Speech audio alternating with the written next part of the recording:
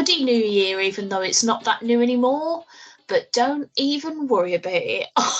Welcome to another episode of Stace and Barry in the Morning. I'm the Stace half, and joining me on this virtual sofa of podcast goodness, delivering you a slice of geeky breakfast toast. I don't know. It's the Barry half. It's my lovely friend Barry Nugent. Hello, B. It's me, Bartholomew Magnus Nugent. Magnus. Just trying. I don't think that's your real middle name. Yeah, you don't know that. I mean, you do know it's not my middle name, but nor is Bartholomew my actual real name. Yeah, I feel like I once knew your middle name, but as I've gotten sort of old and sad, it's fallen out of my brain. I mean, it was hardly vital information to begin with. I don't really know what middle names are there for. I had a friend at secondary school / college who was quite upset that she didn't have a middle name. But I'm like, it's just a lot of extra faff, innit? I don't need it. What's it there for? Well, to be fair, I did quite well because my oldest brother gave me my middle name because he got a bit fed up with my parents giving my other brothers keeping middle names. Wherever you are, Mum and Dad, sorry, but you know, it's fact. I don't really like my first or my middle name. I think they're both a bit boring, but I also don't have any better ideas, which is why I've stuck with them. Oh, didn't we do this a few episodes back? I think we had this conversation, about how I don't really like the name Stacey. Yeah. Sorry, Mum. I love you. You're so good. Names are just weird, though, aren't they? I've got a funny feeling that whatever I was called, I'd probably be like, it was boring, that, innit? Unless I was called something like, I don't know, microwave, and then I'd be like, why am I called this? What did you do that for? What about orchid? Yeah, no, that's a weird one. I don't know if I like that. Just you know. Just try it on for size. Just try it on for size. All right. All right, yeah, I definitely don't like being called orc or kid, to be honest. Yeah, okay. As I said it, I thought this ain't working, is it? Anyway, we can't do the same bit again because that would imply that we're both tired and haven't got brains. And even though both of those things are kind of true, at least on my half of this so far, we should bring some fresh, shiny new content in it. Yeah, some fresh, shiny new content. Fresh, Happy New Year 2024 content. Yay! For your ears. More apocalyptic visions. Yay! In it though, it's another year of shit. No, hold on. I should try and be optimistic. Look, yes. Although that being said, the 1 year I recorded, like every end of the year, I do a podcast with my husband Rich and our mutual good friend Phil, and I think it was 2015 or maybe 2016 where Phil said, "Oh, come on, things can only get better," and then we played the song "Things Can Only Get Better" on the show, and then like 2017 and the rest of it happened, and I was just like, we jinxed it, don't we? You're to blame for all the world's woes. I am, yeah, for having a podcast that about 30 people listen to. Oh well. That's enough blather for the start, isn't it? That's enough up top bants. Yeah, that's enough. That's enough. Trumpets. That's enough. Trumpets. Jazz. Let's do a pick of the fortnight, shall we? And let's hear from Barry first, because I've said a lot of words already. Okay. I've got two. One's going to be... No, Stace. Why don't you tell us what you really think? I love you, Barry. You're my favourite. Yeah, but fucking crack on. Yeah. But fucking come on, lads. I'm going to crack on. Because I was only going to do one, and then someone suddenly came to, oh yeah. So I'll do the one oh yeah one quickly. Okay. So I saw Equalizer 3 over Christmas. Okie dokie. Have you seen it? I have. And I'd just like to say that it did exactly what I was expected to do. Denzel Washington turned up, tried to be reasonable with people. People weren't reasonable back. So he went to town. Yep. And it was awesome. Yeah. The one thing I will say though is that the name Equalizer was right there, and I'm sad that they didn't use it. It's just easy. It was easy money. Yeah. Yeah, but I mean, he really did fuck some people up in that film. Mm-hmm. Mm-hmm. It's one of those things, isn't it? Where it's quite satisfying to just watch him run around doing murders. Yeah. Yeah, and there was just lots of like, well, he's not getting up again. Yeah. It's like that thing where you watch like Batman have a fight and people go, Batman never kills anyone, don't worry about it. But then you just watch a man crunch into a wall and you're like, he's dead. Well, see, that's how I saw this. This is how I saw this film. I remembered at the end of it, I kept thinking, he's basically Batman who don't give a fuck. Mm-hmm. I'm not sure Batman gives that much of a fuck. No, but I mean, he gives a little bit more of a fuck than the Equalizer does, because he don't give a fuck. The last 20 minutes of that film was like a horror film. Yeah, it was rough. It was rough if you were in his crosshairs. Yeah, there was lots of like, Joe. I mean, it's set in Italy, so there weren't anyone called Joe, but I can't remember people's names. But it was like, Joe, and then Joe comes staggering out with like a poker through his neck. I'm just like, what have you learned? What have you all learned? Cheese it, everyone. Cheese it. And why is it he needs to kill 10 people before you realise that you're in trouble? The minute I see one body, I am God. Yeah, I don't think I've got it in me to be like a henchman or a criminal in a land where equalizers and Batmen and whatnot exist. Because I would just be like, that's not how I want to go. So that was my very pick Pick of the Fortnight. But my actual pick of the fortnight. Yeah. You ready? Yeah, should I gird my loins? All I'm going to say is, for what you want. For your jewels.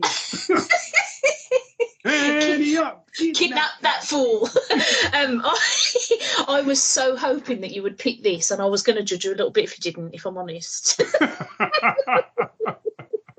I've got to say, right, so before Barry reveals exactly what it is he's bloody well talking about, you're waking up to your message to say, I'm finally watching it, and then your running commentary of how great this film is absolutely made my day. It was so nice, because I love when you share something with somebody and they just love it as much as you do, and I was like, yes, I don't have to divorce him. No. So the film I'm talking about is Teenage Mutant Ninja Turtles Mutant Mayhem. I literally got up one morning and crack of dawn, I thought, I'm just going to give it a watch.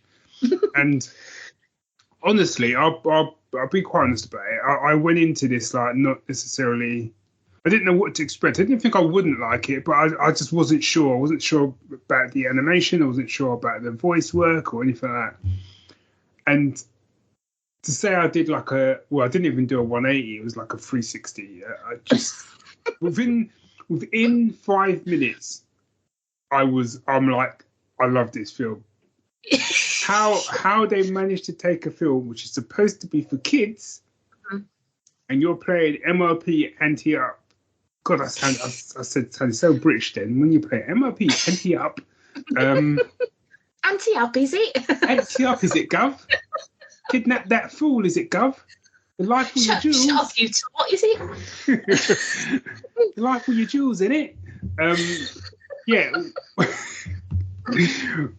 When you start your film with that, I'm thinking like you've obviously got a lot of stuff in you've got more goodies in your back pocket, because if that's how you're starting the film, and honestly, it just didn't let up. The animation was phenomenal. It's gorgeous, isn't it? The voice work was phenomenal.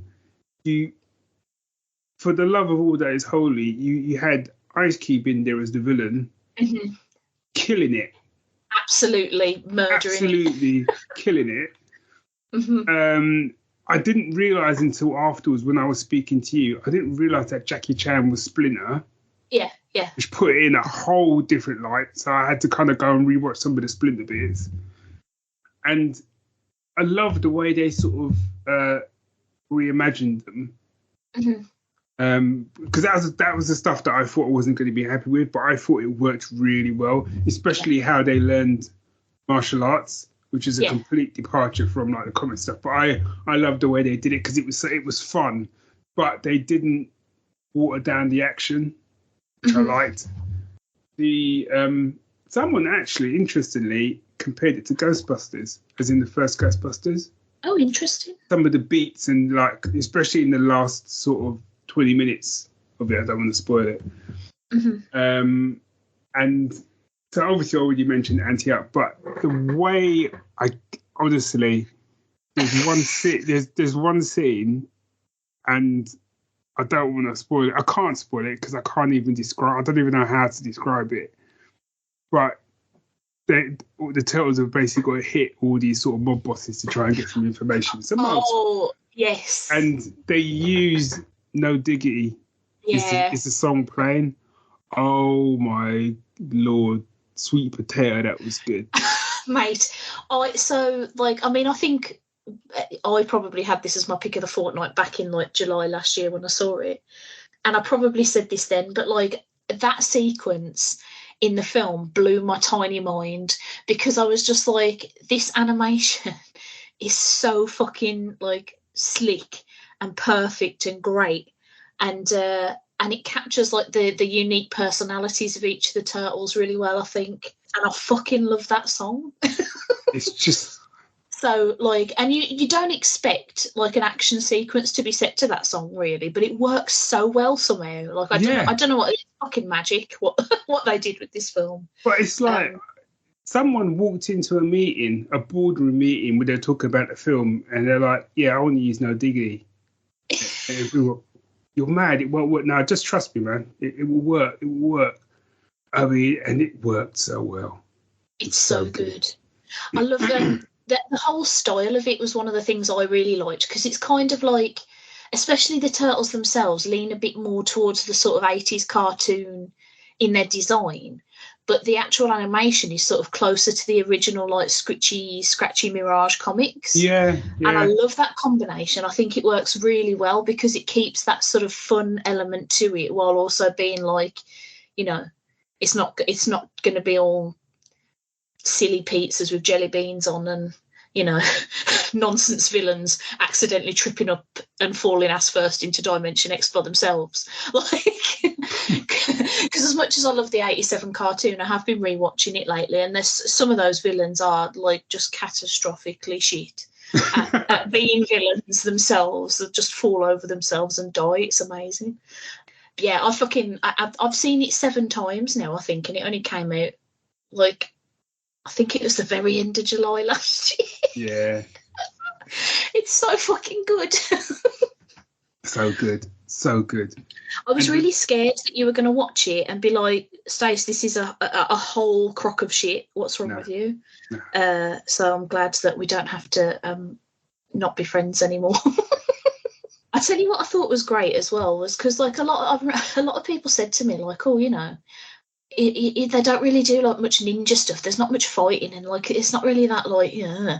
And I was like, I am almost certain that Splinter legit kills a man by ramming his own electric baton through his face. So I think it's violent enough for a kid's film, actually. Yeah, I mean, there's quite a few guys that aren't getting back up. Oh, yeah, absolutely. That sequence with Shredder that's very sort of like... Splinter, that's very sort of like... like Jackie Chan, sort of like drunken kung fu. Oh, it's so good. So fucking good. I could just want to eat that movie with a gravy all over it. It's so good. Also, after I finished watching it, I went and got the Turtles game on the PS5. Oh, yeah.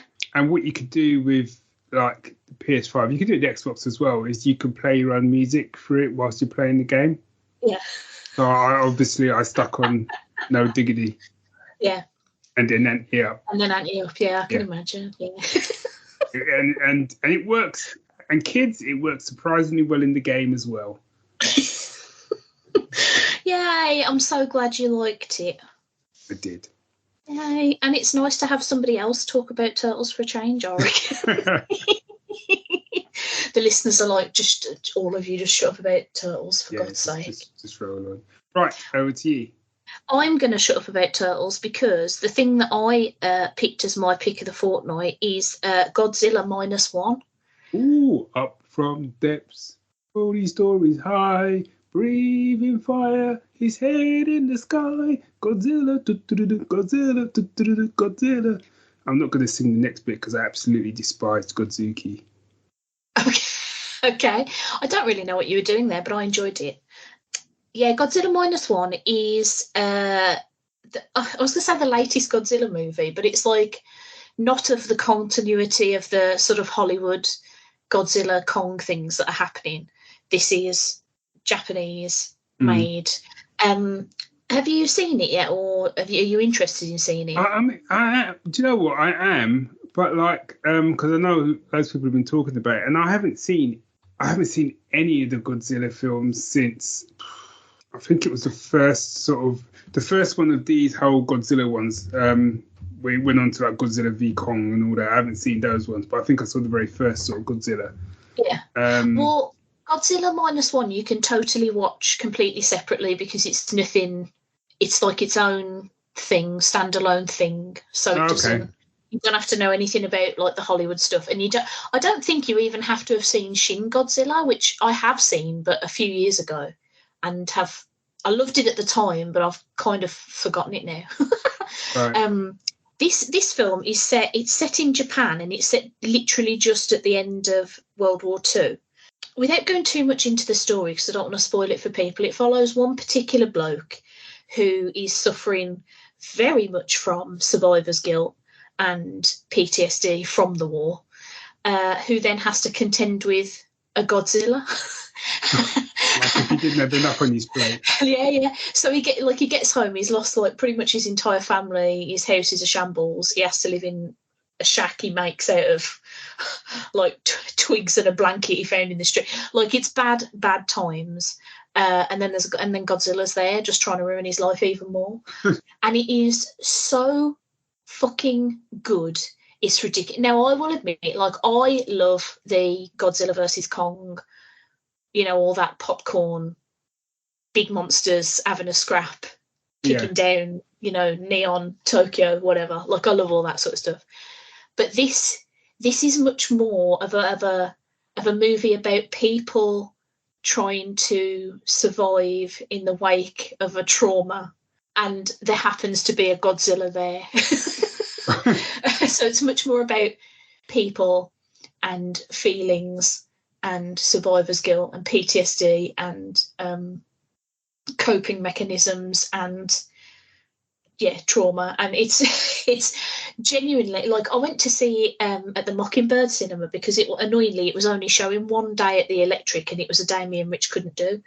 So we went to see it at the Mockingbird cinema with a bunch of our mates. And I came out of it and I heard one bloke go in, well, that was like really fucking boring because there was like barely any Godzilla in it, and I wanted to club him over the back of his head with his own shoe because I was like, you're such a fucking idiot. It was genuinely one of the, oh God, it's just so like, it's touching, it's dramatic. The Godzilla bits are fucking like terrifying, and it's like really low budget as well, but it doesn't look it. Like what they do with the amount of budget they have is insane.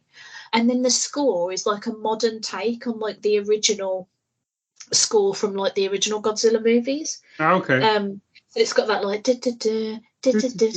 yeah. Oh, it's so oh my God, like that. The score is just chef's kissy good. I lost my tiny mind at it. It ranked at number 7 of my top movies of 2023 because I saw it right at the tail end there. And yeah, like it's what's great about like Godzilla, and I don't know why the rights are like this, but is the fact that we can have these like big bombastic, like almost nonsense movies, which there are absolutely a place for, whilst also having these like, almost kind of serious, emotional, touching.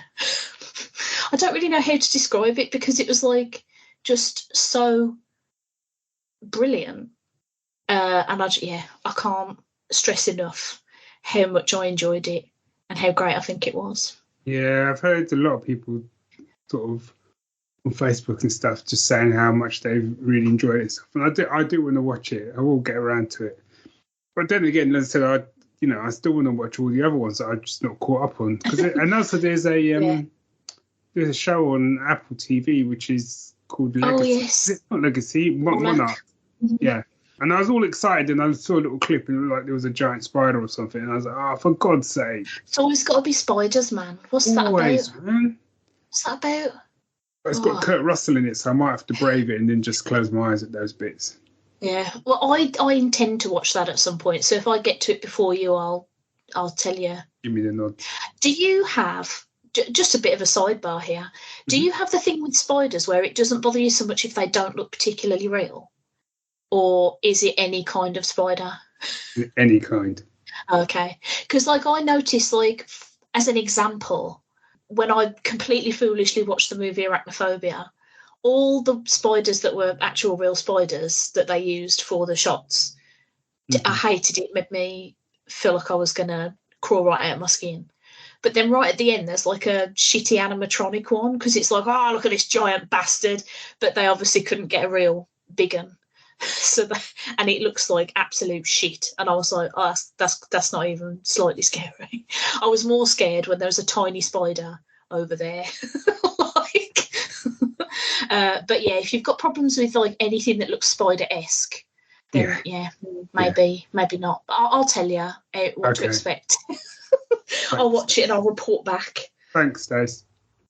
Actually, as another sidebar, but it's a really useful bit of information. There's a website called Does the Dog Die? Right. That's that. Yes, I've heard this. Yeah. Oh, I love Does the Dog Die? So, like, obviously, a lot of people get really distressed when like animals die in movies, and this website tells you things like that. But it's also now started including things like warnings about spiders. So, I recently watched Beau is Afraid, which is such a weird fucking movie because for the first like hour and a half, I was like, this is 5 stars. What a terrifying representation of having anxiety this movie is. And then it got one star from me when it finished. But anyway, that's a different story. But there was a spider right at the start. So I immediately hopped on Does the Dog Die? And it told me, it pops up again later at this timestamp in the bathroom. Wow. For this amount of time. So I could just avoid looking at it. Great website, love it. Hats off to the inventor of Does the Dog Die? Well done, them. Yeah, trumpets, shall we? Trumpet me. Trumpets. Aye. Do you want to do musical musings or do the comics? Because we've talked for a long time, and I'm worried we're going to not get to the comics again. That's all right. We can always do comics next time. Don't matter. Okay, fair enough. Because now you see, I've got my musical musing, but now I can't get the theme for Godzilla out of my head.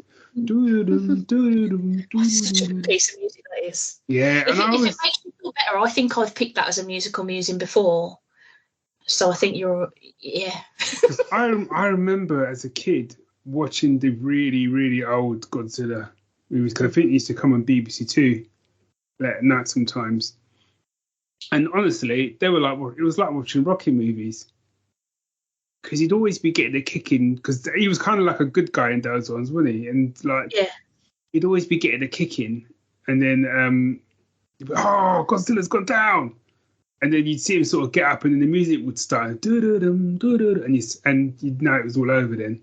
It's such a good piece of music. You should definitely listen to the soundtrack for -1, even if you don't see the film. Okay. That wasn't my musical musing, though. No. Do you want to go first? Okay, I can do. I've got a bit of a weird pick for you this time because it's completely of the wrong season, but it just fell into my ears the other day and I haven't stopped listening to it for a while now. Have you seen the original Suspiria, perchance? I've not even heard of it. Okay. Suspiria is I think it's Dario Argento, but I could be talking out of my behind there. It's a horror film set in a school of dance, and weird things occur and murders happen, and it's all a little bit, what's happening over here, lads? I'm not selling it very well, but it's a really good film. Really good film. And then they made a really fucking cracking remake of it like a few years ago that's got Tilda Swinton in it. Okay. But the original movie, the soundtrack is by Italian prog rock band Goblin. That's a mouthful. Yeah, I have never heard of another Goblin song in my entire life, but I do really like the soundtrack to Suspiria. So I picked a track called Suspiria. And it's just really fucking unsettling, is what it is. So the track's actually called Suspiria. It is, yeah. It's it's got like a sort of, it starts off with a sort of music box kind of plinky plonky. You know how in horror movies they can make things like lovely music boxes and children singing into terrifying stuff of nightmares. Oh yes. Yeah. This is one of them, and there's like sort of insistent but unclear whispering happening, and then like offbeat percussion that doesn't really make a whole lot of sense, and then in the middle it goes a bit prog rock bizarre, and then it goes back to the music box and you get all unsettled again. And it's just very effective at setting the scene for spooky happenings at a dance school. Right, well I'm really looking forward to editing this one. Yeah, it's just going to be like my stupid brummy tones over some of the most unsettling noises. Right. Oh, I'll be editing this one in the cold light of day. Yeah, I would if I were you. It's very scene setting, and the scene, she ain't a good one. So there you go. There's my musical musing. Okay. But my musical musing is not scary or horrific. Cool. So I haven't actually watched the show yet, but back in the day, well, there was a book series which is all about Percy Jackson. I think the books were done by a fellow called Rick Riordan or Riordan. Absolutely no idea. Yeah, I've read the first book, but I haven't read any of the others. But I actually quite enjoyed the first book. It's a while, years ago now, and I kept meaning to go back to them, but I kept feeling like it was a bit too close to the whole Harry Potter vibe. Yeah. So I needed a bit of a breather before I went into them. Mm-hmm. But they did a film which didn't really, it was all right, but but I don't think the author was very happy with the film. I could be mistaken. But anyway, they've done a TV series now, which is on Disney, and I think it's dropping weekly. So I'm going to check it out. But I was looking for something to listen to for the day, and then I sort of stumbled across it, and I had no idea that the music was done by McCreary. Oh, good old Bear. Yeah. And I was like, I'll just stick it on. And so the first bit of music that comes on is the main thing. It's basically called, the show's called Percy Jackson and the Olympians. And that's what this piece of music is. Mm-hmm. Oh, my Lord. I think I might have sent you the link for it. You did, because I got very excited by the fact that it somehow manages to be like sort of epic heroic music without relying too hard on the brass. Like it really goes, the strings fuck in this. Yeah. It's got a real kind of adventure vibe to it. It doesn't really, it reminds me of like Raising the Flock, even though it doesn't sound like it. It evokes that kind of adventurous sort of quality to it. And like I said, the violin section, they ain't fucking about. Mm-hmm. They ain't playing. They've come to like do some serious damage when they do. But yeah, so I absolutely love this music. In fact, the whole album is cracking. So I'm looking forward to checking out the TV show. Excellent. I'm glad I went first, because I think if we'd have ended on spooky Suspiria music, that might not have been the note. Bit of a downer. Yeah, the note we wanted to go out on. What, terror? Yeah, absolute pants-shitting fear. No, it's not that scary. Unless you've seen the film. The film's pretty scary. But anyway.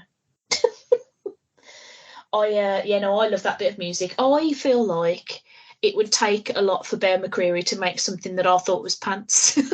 Yeah, it would take a lot. Yeah. I feel he could conduct someone with like a tin can and still come up with some epic piece of music. Yeah. I'm a bit jealous of people who are that talented at their. I know. I was looking. Okay, I might have misread this, but I'm sure I was like watching a little Hans Zimmer video on Instagram the other day where he was saying that he like farted out an entire soundtrack for a really big important movie that I've forgotten at this particular time in an evening. I was like, wasn't June, was it? Oh, it could have been. He basically was like, oh, it clashes with my schedule, and then they begged me to do it. So I was like, hold on, let me see what I can do. And then I just shat out a full fucking soundtrack in an evening. And I was like, what? Imagine being that talented at anything. Yeah. Good God. God, just for just a pinky's worth of that talent. I mean, speaking of being talented, I know we're about to round up, but I just want to quickly say, I watched Rebel Moon. Oh, It's the new Zack Snyder. Have you seen it? Yeah. What the hell? What a crock of shit! Oh dear. I mean, I've got to preface it with sort of like, I know a lot of people don't. I still don't quite understand what their hatred for Zack Snyder. Like, no, I mean either. I think he's done some good films, some mediocre films, and some absolute shit films. Yeah, a lot of directors. Yeah. However, Woof. this, I mean, I fell asleep, I think, 3 times. Whenever I woke up, someone was moving in slow-mo, so I was like, I've not missed anything. Do you know what? This is one of the things that does my head in, right? Because, and like, I'll get off my high horse in a minute, but I was listening to a podcast the other day where people were arguing that this movie has been unfairly maligned because people dislike Zack Snyder or whatever. And I was like, okay, I went into this film, I really wanted to like it because I've got a little contrarian streak in me. And sometimes if enough people whinge about something on the internet, I really want to like it because I want to be like, actually, it's really fucking good, yeah. And just like get on everyone's tits.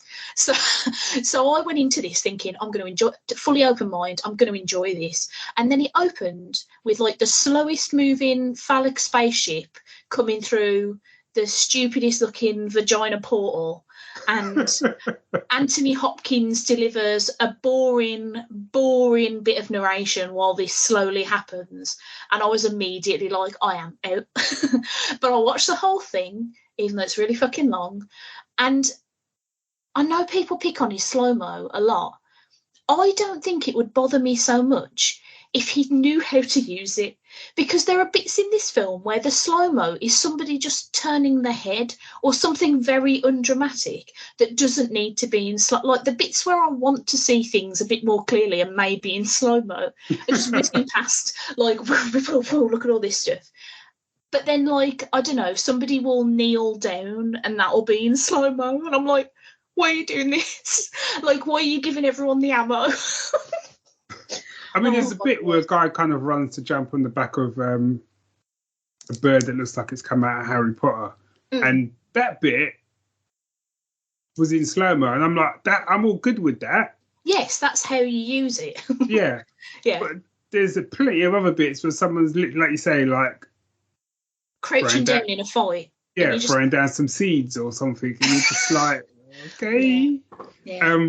But the thing is, like I said, there's a lot of people that like Zack. I have no problem with Zack Snyder, and I don't want to rear up any old rivalries or anything. I really enjoyed Man of Steel. Sorry. I think it's fine. Yeah, I think it's pretty good. There's stuff about it. It's not perfect. There's stuff about it that's nonsense, but largely it's an enjoyable Superman movie. I think. And also as well, I think part of the problem is that because I know as a writer, I overwrite. That's my problem. A lot of writers don't. I overwrite, and then I have to try and pare everything back and whatever. And I think he's similar. I think so. Like when they brought out Batman v Superman, everyone was like, "What the hell is this?" And I still remember Sue coming out and going, "Batman's shoes were shit, so I hate this film." that was her review. Right. His shoes were shit, and she just couldn't. Even to this day, she still goes on about it. But like. It just, there was, when I'm watching it, I enjoyed it, but it felt disjointed. It had other issues with it and stuff. But then when they brought out like the sort of director's cut, most times I'm not really that bothered about director's cuts. I'm like, I watch what I watch. Mm-hmm. But his films, I feel like the director's cuts are the actual film. Do you know what? This is a thing that pisses me off, though, because they've already sort of said that there's going to be a longer director's cut. And I'm sorry, but when you are making a movie for streaming, you don't have to you've done that for money. You've done it so everybody will watch this version. And then a bunch of people who either liked this version or who are masochists will watch the new version when it comes out. And that's such like cynical marketing bollocks. It really, really narked me. Because the other, like with streaming, the only cut should be the director's cut. Like you're making a movie because you want to make a movie and this platform have said they're going to put it out. So you should make the movie you want to make. Why have you made what even you apparently consider to be a subpar movie and let it go out into the world and then gone, don't worry, lads, the better version's coming? That's so shitty. Like, I know it's shit, but don't worry. You know, I've got you covered. Because there's bits in the film which just make, like, Anthony Hopkins' character, like, he's some sort of like, he just disappears. And then he's there at the end, and I'm like, yeah. But when he turns up at the end, I feel like that was the film that's the film I wanted to see. I don't think it helped his case either, though, that he'd come out and said, "Oh, this was a pitch for a Star Wars movie, but they wouldn't have it," because that immediately made people go, "Bro, this ain't no Star Wars."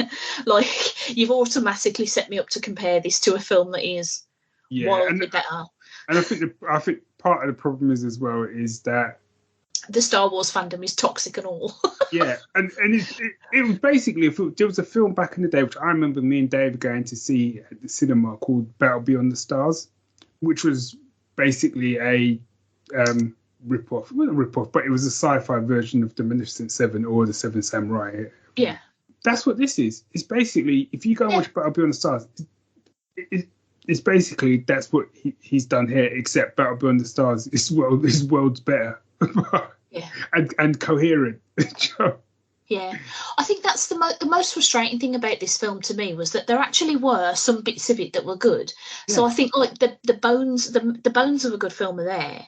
It's just stuffed in like just completely overblown effects and slow-mo and nonsense and garbage dialogue, and like the only actor I feel like actually gave a shit about being there was the guy whose surname I can never pronounce. Is Ed Skrein? Don't quite know. The lead space Nazi who played Ajax in Deadpool. Yeah. Like, he's acting the shit out of that film. Everyone else is there.